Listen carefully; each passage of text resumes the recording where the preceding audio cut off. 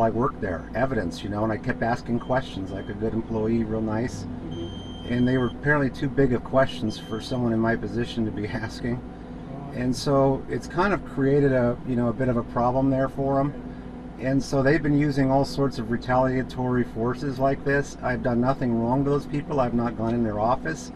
I haven't done anything. They needed their computer back. I had a Craigslist person go take care of it. Everything I've ever done with these people has been just up and up, but they keep calling in essentially what are like bank robbery-like police reports. Thanks. And again, I don't have a problem with it. I've worked with Sergeant Magnuson on it, and I know you guys have to do your job and the way you see it. That's the way it is. Well, I appreciate the understanding. It's okay. I understand what it is right now when a bank calls, but right now if you went to Google, and I know your job isn't to do that. Your job's to do what, I know that, and I appreciate it. And that's what I told them last time. The police do what the police have to do, and they do it in a good way, and they do it in a safe way, the way that's good for the community. I don't have a problem with it. I understand it. But in this case, the bank kind of used their name against me because of what I've been transmitting on to the government. And it's just a very real thing. I gave Sergeant Magnuson quite a bit of detail, the actual paper.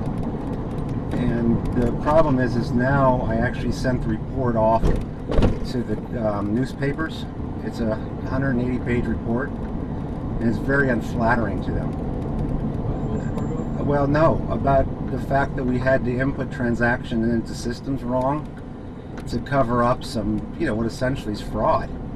And I documented it all the way up. And then what happened was some real good employee, and I always produced a lot of loans. You can see the house I live in is pretty nice. I own it. Yeah, it is. I own it free and clear. And the point of it is that I'm one of the rare humans on the planet who actually did their job. But they're trying to use the extraordinary power of their name, which if you Googled it right now and you put in Department of Justice, fraud investigation, July 2011, if you put that in Google, you'd see the Department of Justice is readying an incredibly massive case against Wells Fargo. And this stuff that I've submitted with the FBI Eugene office, confirmed delivered, is part of it. And so the point being is it's kind of big. They've been trying to hide it. It's bad. And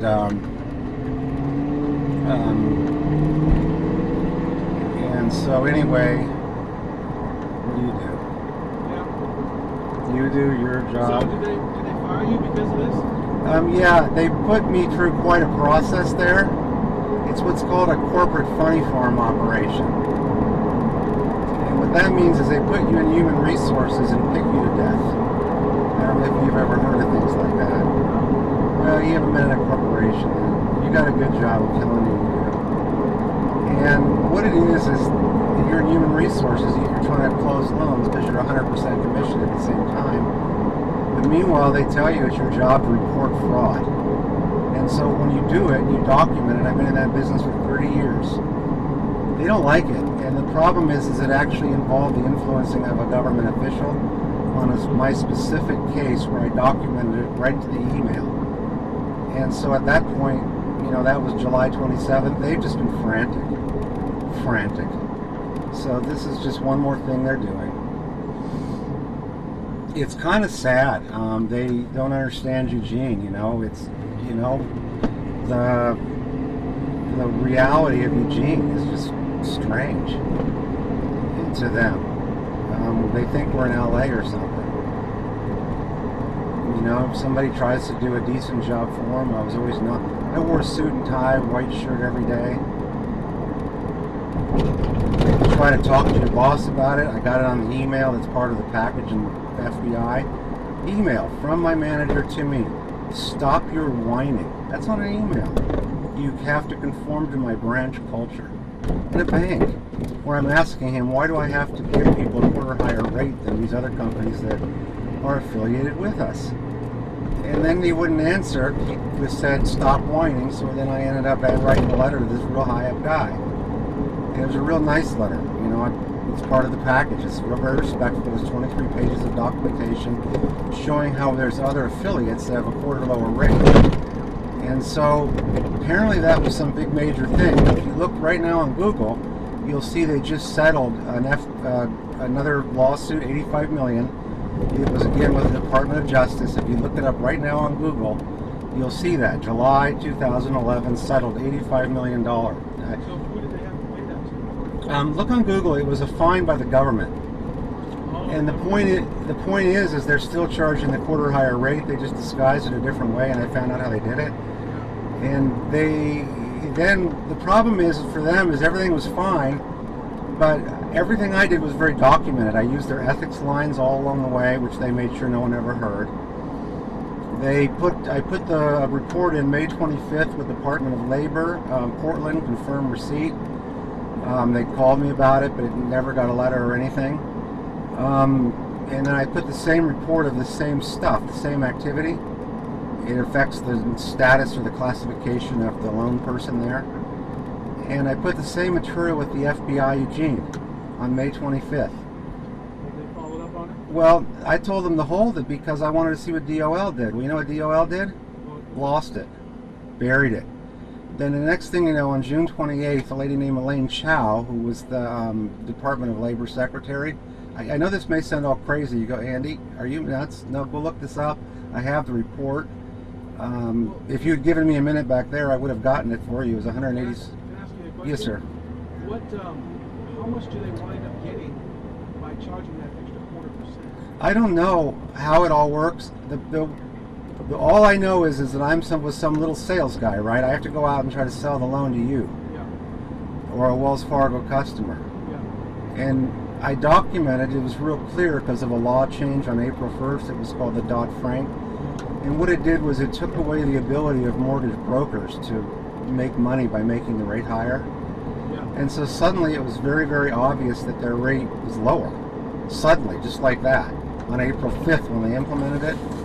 And so then I'm going out to realtors, and the realtors are saying, "You're crazy, Andy. You know, we're here in Eugene. You can't sell that crap to us. I mean, look what your other people are offering. You know, why would I ever send a loan to you guys?" And so you go around town talking to realtors, which of course I did. And it's all well documented. And then I took an ethical stand. I'm one of the only humans on the face of the planet who took an ethical stand and says, I can't do this. I need to get an answer. They changed some laws because of what's called SAFE. It's the licensing regulation for mortgage people. And with the SAFE legislation, they have something called the master license, and then we're registrants. And then I documented a very uncomfortable fact that they push down all the license risk, meaning anything they may do wrong or anything that may happen, they push it down to the registrant. Yeah. And so the registrant's then killed, meaning like me or anybody. You wind up taking all the liability. Right. And so I put all that down. Well, here's the whole thing. The whole problem that was real uncomfortable, internally for 3 months, and I got all the emails printed over and over to their chairman and everything, because, you know, I kind of went nuts when they wouldn't listen to me. I didn't go nuts. I mean, I always was very polite. That's the strange thing. I've got every email over there. You can look at every one of them. You go, my God, this guy's insane. And I'm trying to tell them, you guys, this is racketeering. This is RICO, racketeering. You have a fear mechanism. You have systematic down pushing to the lowest level. You have systems that go in and out of India that collude the financial results. I reported that to their external auditors. The problem is that they're doing everything they can, every last thing they can, to defame me here in Eugene, Oregon. They posted guards outside their office. I've never been a threat to anybody around here. I've lived here for a long time. My parents live up in Cottage Grove. You know, I went to school in Cottage Grove. I worked at Fannie Mae in Washington, D.C. And this is one of those real cruel cases, but this is okay because for me it's just all part of it. It's the unbelievable thing that a company can do to hide the truth. It's just one more thing for the website, as they say, you know. So were you at one of the branches, or were you at the corporate? I was downtown. I was never in a bank. I was at this worthless mortgage office. They don't have cash at mortgage offices, as you know. And there's hardly anybody there. Like, for example, I talked to Dave, one of my buddies there. His name's Dave Dope, and he works there, and he called me today. And he told me that there's only him there and the security guards. Well, in all the time they've ever gotten rid of somebody, they've never posted security, never. What they're trying to do is paint me as a threat, and that's what I reported in detail to Sergeant Magnuson. And you'll see all that. But again, when the bank calls in, you guys have to go. I understand. I don't have a problem with that. That's the way it should be. The only thing is, it'd be nice, like I told them last time, if they'd ask a few more questions. But then I understand in a way they can't, because you assume the bank's telling the truth. And 99% of the time, the bank is telling the truth. That's the thing, in this case. But in this one instance, it's just part of the concealment. It's kind of shocking, handcuffs, back of car, but I'm okay with it. Well, unfortunately, you're the second person today that I've had to arrest where I am not the investigating officer. It's not a problem. I'm just the guy that was assigned to go out and arrest. Not a problem. Whoever it is. No, here's the thing about it is, you're my neighbor. You're my, I know, in this relation right here, we're not obviously friends. I'm just, you're doing my part, or you're doing your part, and I'm doing my part. And I'm sorry at the very beginning, I just didn't know what was going on, and so I got a little bit scared. But you calmed me down, and I understand, and I was just worried, I was just a little paranoid. And the thing about it is this is a small community, Yeah. and and when people really do something wrong, then we know it and we talk about it or whatever. And I like to think when the other side is the opposite, when we haven't done anything wrong, and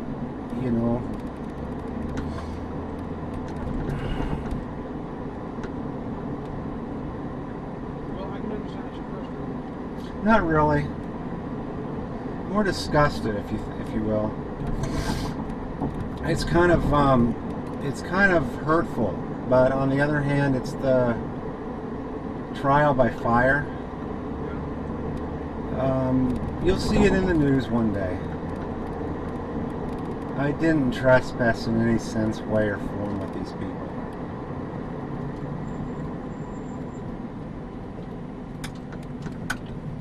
So, do you still bank with Westmoreland? I've got $400 there. I've got $20,000 at my credit union, my house. I'm not poor. I use a credit union too. I'm telling you, when I worked at the bank because of I thought the mortgage op was okay. But when you got in there and then I've been in the biz 30 years and you document what it is, it's kind of problematic for them, as you can see. Yeah. And so anyway, I appreciate you guys. What I told them before is, no matter what the police in Eugene do, really, I don't hold it against them. Well, thank you. You guys do what you got to do, and as long as we all cooperate, then it all works out. It's the system. And what I'm going to lodge you on today, the Yes, sir. trespass, it's not a very hefty charge. It's okay. Whatever. So Yeah. you might be out before midnight. Hey, can I make my phone call? You can make a phone call, but you'll only be able to make a collect call. So Oh, okay. whoever you call has to be able to accept. No worries. So I might be out by midnight, huh?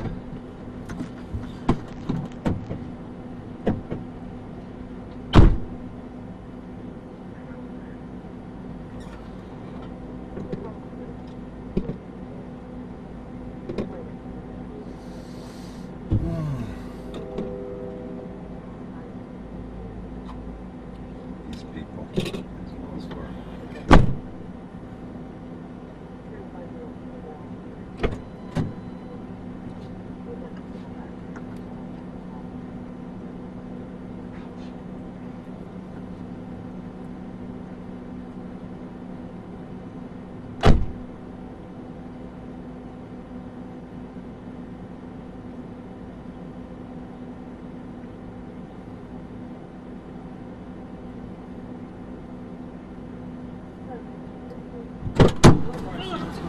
Hey, do I put my feet up first?